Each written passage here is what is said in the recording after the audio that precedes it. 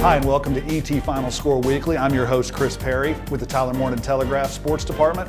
My co-host, Travis Yoesting, is usually standing right next to me, and we both talk about everything that's going on in the world of sports in East Texas. He's a little bit under the weather today, so I'm going to go solo with you guys. And we're going first things first, we're going to talk about Rivalry Lee against John Tyler and the Rose City Rivalry on the hardwood. Big basketball game, huge implications playoff-wise, especially for the girls, also for the guys. Let's start first with the Rivalry Lee Lady Raiders and the girls game. They're pretty much trailed John Tyler from pretty much the entire second half, almost every single second of the second half.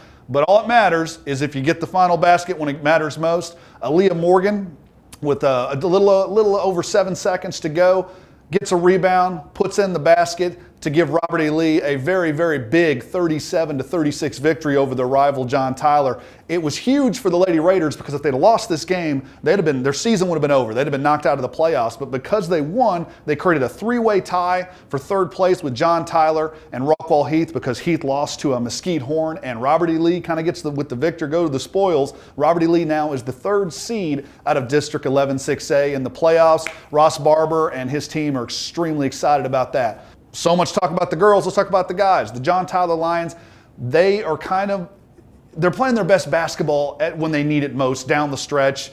They needed to start moving up the standings. They need to keep winning, and Robert E. Lee was standing in their way. It's a big rivalry game. The John Tyler Lions went into Varsity Gymnasium on a Tuesday night against Lee, and they took care of business. They really had a huge surge, about a 17-3 run between the third and fourth quarters to take over the ball game, and they beat Robert E. Lee 60-46. So the Lions now keep pace in the District 11 6A boys race.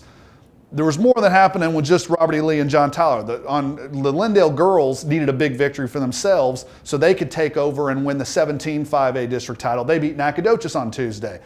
They didn't win the coin flip. They won the game, they didn't win the coin flip though. So Lindale at the end, after tying for the title, they go into the playoffs as the number 2 seed against a team still to be determined.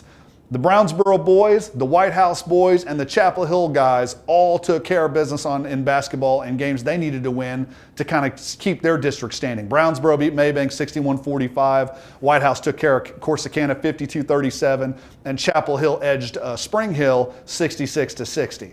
Enough basketball. Let's go to soccer. Robert E. Lee boys soccer team have kind of struggled this season, have not been able to really kind of get their momentum in District 11 6A. They needed to get a victory, and they were able to do that against Rockwall, winning 3-2.